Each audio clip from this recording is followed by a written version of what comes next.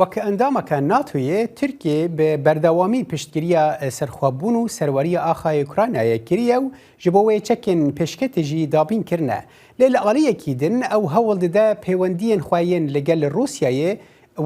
wan jî biparêze û nekeve rûbirûbûneke rasterast li dijî wê. Gelo wê Tirkiye çi rêyê hilbijêre eger hatû Rûsyayê Ukraynayê dagîr kir. Ji bo şîrovekirina vê mijarê niha nivîskar Hoşeng Osê bi riya Skype ji Belçîka bi me re ye. Dem baş mamoste Hoşeng, eger hatû ev qeyran kûrtir bû, tu dibêjî wê Enqere çawa nêzîkî wê bibe? Slavurez ji bo te û ji bo temaşevana li gorî nerîna me têkiliya Amerîka û dewleta te niha di rewşekî ne yanî ne asayî de ye eger ne awarte bi ne asayî jî nê wê naberê de ye bi Yekîtiya Ewropa jî li bivîrengî lê têkilî bi Rûsya re ne ew têkiliyên stratejî ne heta dawî têkiliyên dewleta Tirk bi Rûsya re hinek problem hinek kêşe ji bo Ewropa û ji Rojava û NATOyê re çêkirin bi taybet ew problema mûşekên S-400 ew ji aliyekî lê divê ev problema hanê digel Ukrayna di pitekî cida ye.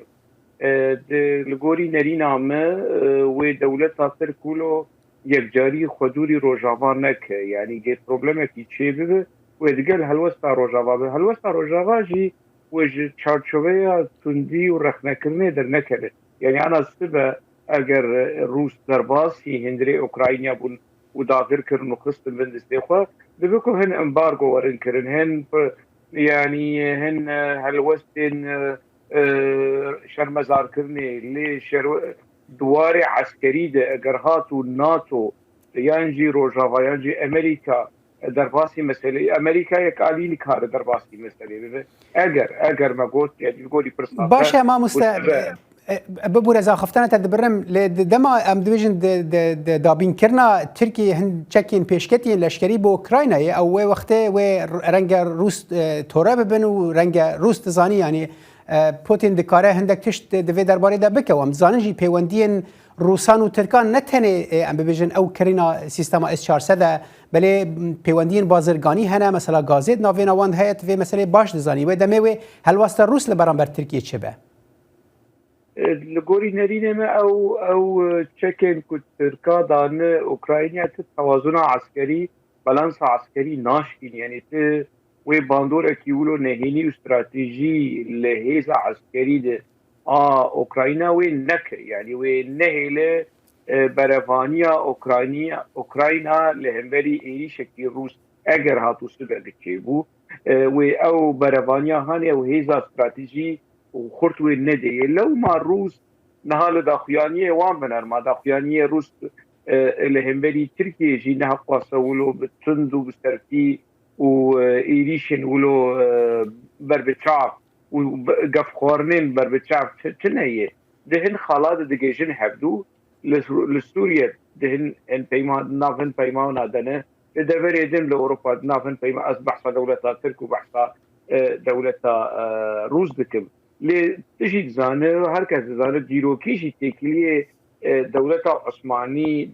bi Rûsya re xerab bû nava şerekî de bûn dewleta Osmanî jî têk çû di şerê cîhanê yekemîn de şerê cîhanê duhemîn jî de ew têkiliyên naxwasa xweş bûn têkiliyên dewleta Tirk ne bi Sovyeta berê re bûn bi Amerîka bi NATO re bûn lê dewleta Tirk jî piçekî fêm kiriye ku ev